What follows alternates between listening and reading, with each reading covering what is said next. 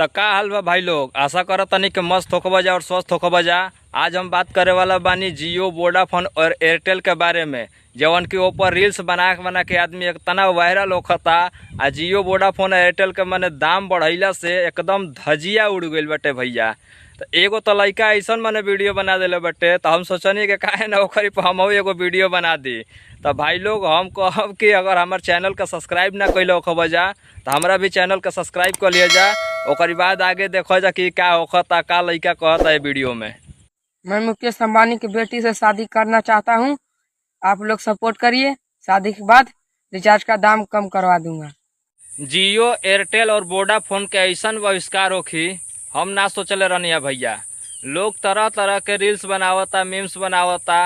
हालांकि इतना महंगा रिचार्ज हो गइल बा कि लोग मजबूर हो गइल बाटे पर रील्स बनावे खातिर और वीडियो बनावे खातिर।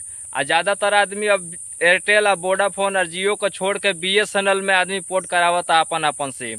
तो भाई लोग हम कहम कि पहले वीडियो देखा जा कि कैसन कैसन लोग वीडियो बनावता।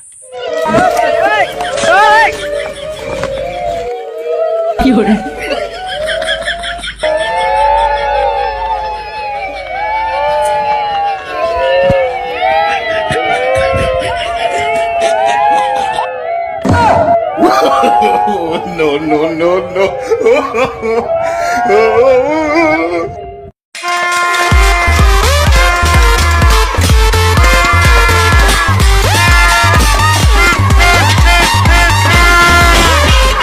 तो देखला जाना वीडियो, केहू जियो, एयरटेल और वोडाफोन के ले जाके दफनाइए देता, तो केहू कहता कि अंबानी के लड़की से शादिये कर लेम।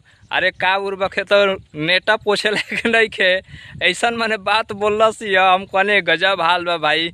एकर वीडियो जाना तरह जे कितना मिलियन चलल बा, 45 मिलियन व्यूज गई रहल ओकरा चैनल पर, इंस्टाग्राम पर ओकरा पर 45 मिलियन व्यूज गई रहल। अब बताओ जा कितना माने उल्टा काम कैले बा। ऐसा ना कहे के चाहिए वो लड़का के, लेकिन अब का कहल जा।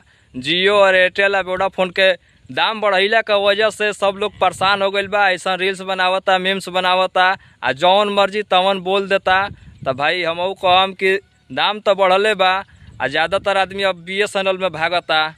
तो ठीक बाटे भाई, बढ़ गइल बाटे तो ओहू के सोल्यूशन होई, चाहे अब भागल जा BSNL में। हमहू ये कहम, हमहू तो भाई जियो चलावे नहीं, हमरो रिचार्जवा करावे को होई तो महंगे ना होई।